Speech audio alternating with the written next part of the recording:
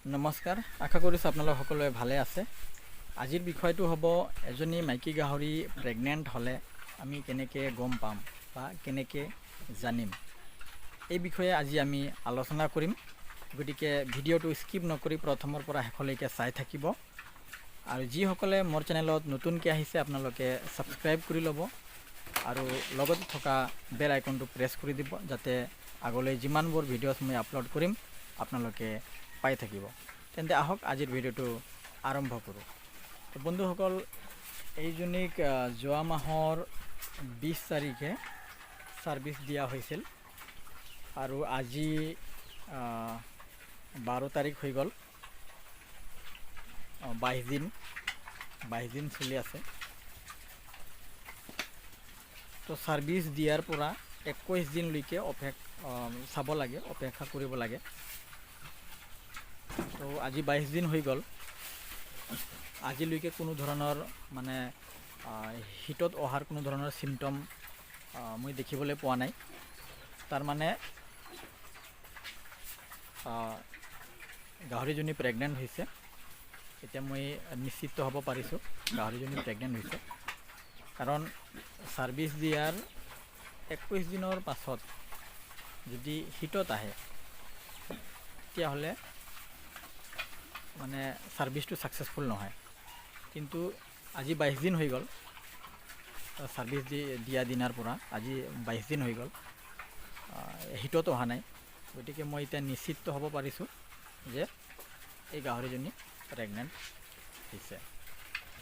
আৰু এটা কথা আপোনালোকে লক্ষ্য কৰিব, যদি গাহৰিজনী প্ৰেগনেণ্ট হৈছে তেতিয়াহ'লে আপোনালোকে চাব যিটো পেচাব কৰা ইউনিট থাকে সেইটো সৰু হৈ যাব 21 দিনৰ পাছত। 21 দিন নহয়, আপোনালোকে ছাৰ্ভিচটো যদি ছাকচেছফুল হৈছে তেতিয়াহ'লে 4-5 দিনতে আপোনালোকে ধৰিব পাৰিব পেচাব কৰা ইউনিটটো একেবাৰে সৰু হৈ যাব।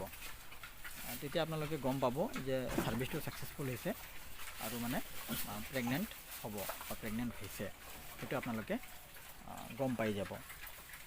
তথাপিও মানে আমি 21 দিনলৈকে চাব লাগিব, অপেক্ষা কৰিব লাগিব 21 দিনলৈকে। তাৰপিছত আদাৰটো ভালকৈ খাব, মানে যি দিব সেইটোৱে খাব। তাৰপিছত তেওঁলোকৰ যিটো নিপলছ থাকে, গাখীৰৰ থাকে, সেইটো আপোনালোকে চাব আগফালৰ পৰা নহয়, আপোনালোকে পাছফালৰ পৰা চাব লাগিব। পাছফালৰ পৰা কি হ'ব, যদি প্ৰেগনেণ্ট হয় তেতিয়াহ'লে গাহৰিজনীৰ যিমানকেইটা নিপলছ থাকে পাছফালৰ পৰা লাহেকৈ মানে ডাঙৰ হৈ গৈ থাকিব, মানে গাখীৰ জমা হৈ গৈ থাকিব লাহেকৈ। তো এনেকুৱা যদি আপোনালোকে দেখা পায় তেতিয়াহ'লে আপোনালোকে গম পাব যে আপোনালোকৰ গাহৰিজনী প্ৰেগনেণ্ট হৈছে। তো বন্ধুসকল, এইকেইটা কথা যদি আপোনালোকে জানে তেতিয়াহ'লে আপোনালোকে নিশ্চিত হ'ব পাৰিব যে গাহৰিজনী প্ৰেগনেণ্ট হৈছে নে হোৱা নাই। আপোনালোকে প্ৰথম ছাৰ্ভিচটো দিয়াৰ দিনাৰ পৰা আপোনালোকে 21 দিনলৈকে অপেক্ষা কৰিব।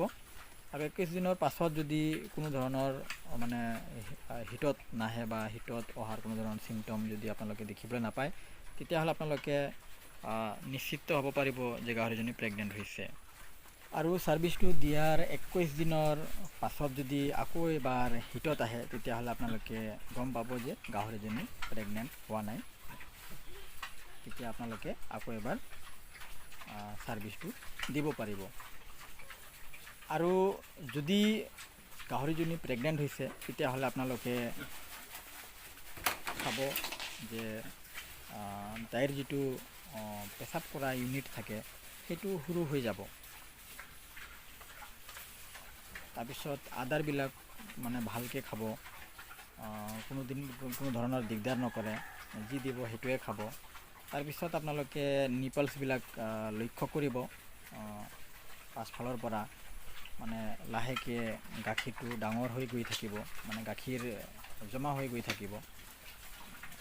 তো এইবিলাক যদি আপোনালোকে দেখিবলৈ পায় তেতিয়াহ'লে আপোনালোকে নিশ্চিত হ'ব পাৰিব, আপোনালোকে গম পাব যে গাহৰিজনী প্ৰেগনেণ্ট হৈছে। আৰু বন্ধুসকল এইজনী ছেকেণ্ড টাইম হিটত আহিছে। যোৱা মাহৰ 20 তাৰিখে ফাৰ্ষ্ট টাইম আহিছিল হিটত, সেইটো আপোনালোকক মই দেখাইছিলোঁ। এতিয়া ছেকেণ্ড টাইম হিটত আহিছে। তো এতিয়া মই ছাৰ্ভিচটো নিদিওঁ, থাৰ্ড টাইম যেতিয়া হিটত আহিব তেতিয়া মই ছাৰ্ভিচটো দিম। আৰু হিটত আহিলে মই আপোনালোকক কৈছিলোঁ, এইটো চাওক পেচাব কৰা ইউনিটটো কেনেকৈ মানে ফুলি উঠে আৰু মানে গুলপীয়া ৰঙৰ হৈ যায়। তো আজি মানে এই বিষয়ে মই বেছি কথা নকওঁ, আগৰ ভিডিঅ'ত আপোনালোকক জনাইছোঁ। গতিকে আগৰ ভিডিঅ'টো আপোনালোকে চালে আপোনালোকে গম পাই যাব। আৰু আজি বন্ধুসকল যিখিনি কথা মই আপোনালোকৰ লগত শ্বেয়াৰ কৰিলোঁ, গোটেইবিলাক মোৰ নিজৰ অভিজ্ঞতাৰ পৰা কৈছোঁ। সৰু সুৰাকৈ গাহৰি পালন কৰি যিখিনি মই শিকিছোঁ সেইখিনি মই আপোনালোকৰ লগত শ্বেয়াৰ কৰিছোঁ। গতিকে বন্ধুসকল আজিৰ মোৰ ভিডিঅ'টো যদি আপোনালোকক ভাল লাগে আপোনালোকে শ্বেয়াৰ কৰিব, আৰু যিসকলে মোৰ চেনেলটো এতিয়ালৈকে ছাবস্ক্ৰাইব কৰা নাই আপোনালোকে ছাবস্ক্ৰাইব কৰি ল'ব। আৰু শেষত মোৰ ভিডিঅ'টো চোৱাৰ বাবে আপোনালোক সকলোকে ধন্যবাদ।